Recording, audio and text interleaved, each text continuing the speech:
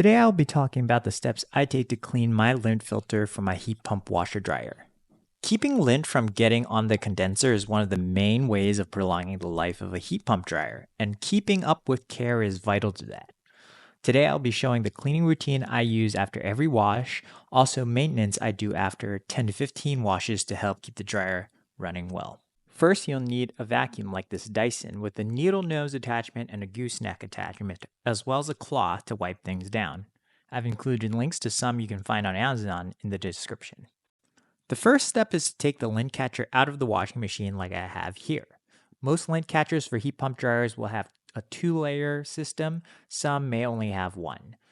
You can use your hand to take out most of the bulk on both layers, and then use your vacuum for anything really stuck onto the filter. Make sure to wipe down the housing like I'm doing so here. Since the heat pump dryers need extended times in the drying mode, it is important to do this step between each wash to ensure there's proper airflow. I'll usually also stick my vacuum needle nose into the dryer to get any lint around in the doorway. The whole cleaning process usually takes around 3 to 4 minutes to complete. If it's been around 10 to 15 washes, I will also take the lint screens and rinse them for more thorough clean.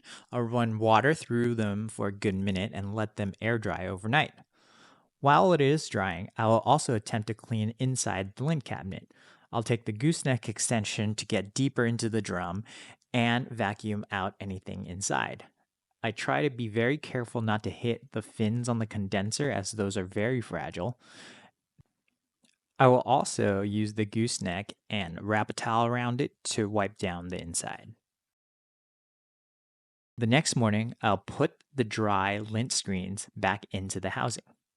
And that's it. Those are some maintenance steps you can take to help prolong the life of your heat pump washer dryer. If you liked the video, subscribe, and if you want to check out anything from this video, use the links down below to help the channel.